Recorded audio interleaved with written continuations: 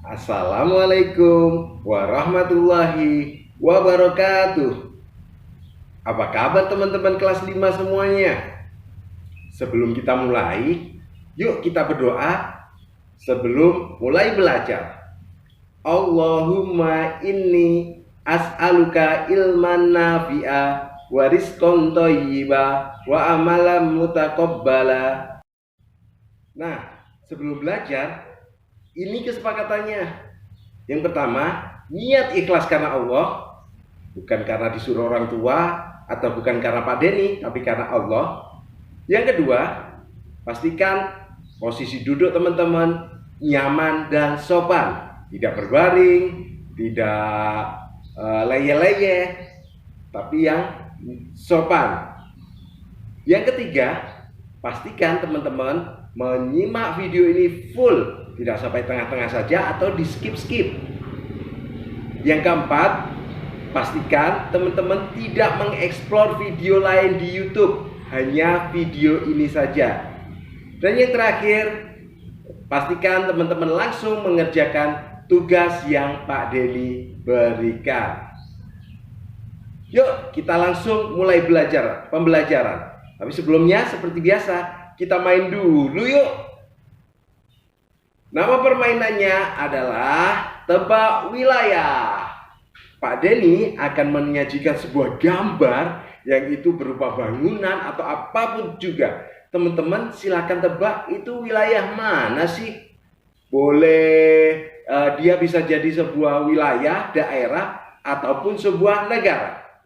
Siap teman-teman, masing-masing Pak Denny beri waktu 10 detik. Baik, silakan tebak wilayah yang pertama.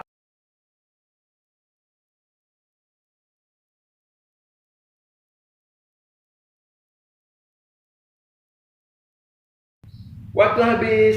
Ini wilayah apa? Jelas sekali, ini adalah Jakarta. Selanjutnya, yang kedua. Jeng jeng.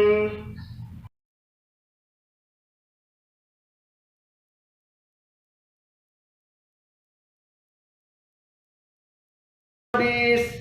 Apa teman-teman itu? Itu adalah kincir angin dari negara mana? Belanda. Betul sekali. Selanjutnya, apa ini?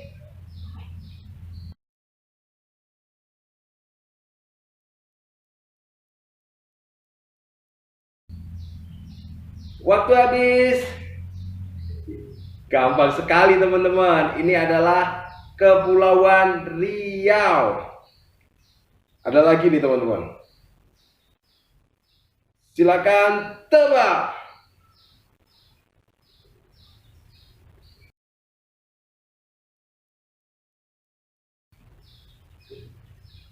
Waktu habis. Mudah sekali ya teman-teman. Itu adalah pemain dari Portugal. Betul, Portugal dulu sebutannya Portugis teman-teman. Oke, langsung ke yang selanjutnya ya. Tebak negara. Wah, apa itu teman-teman? Itu disebut dengan matador. Dari mana? Spanyol, betul sekali. Terakhir ya teman-teman. Wah, itu adalah peta. Peta daerah mana teman-teman? Waktu habis. Betul sekali, itu adalah peta Maluku. Nah, terus kaitannya apa saja ya kelima wilayah tadi dengan pembelajaran kita hari ini? Atau berkaitan apa saja ya? Misalnya ada yang pertama Jakarta, Belanda, ada Portugis, Kepulauan Riau, Spanyol, dan Maluku. Ternyata mereka semua itu berkaitan teman-teman. Dulu negara-negara itu Belanda menjajah Indonesia pertama kali melalui Batavia atau Jakarta.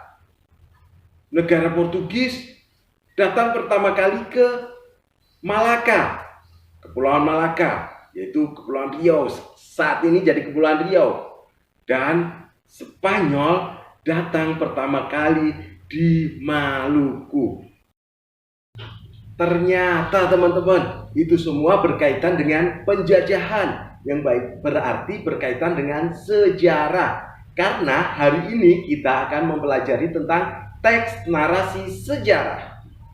Apa itu teks narasi sejarah? Teks narasi sejarah adalah sebuah teks berisi peristiwa sejarah yang ditampilkannya dalam bentuk narasi atau urutan peristiwa.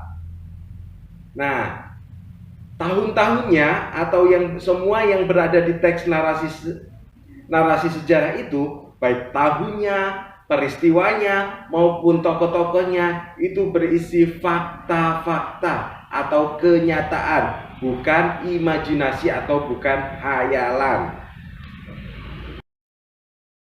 Teman-teman, Pak Denny sekarang akan memberikan contoh teks narasi sejarah. Coba dilihat. Nah, teks narasi sejarah di samping Pak Denny ini kejadiannya benar-benar terjadi, teman-teman. Dan tokohnya juga benar-benar ada. Tahun-tahunnya benar-benar nyata. Jadi tidak dibuat-buat.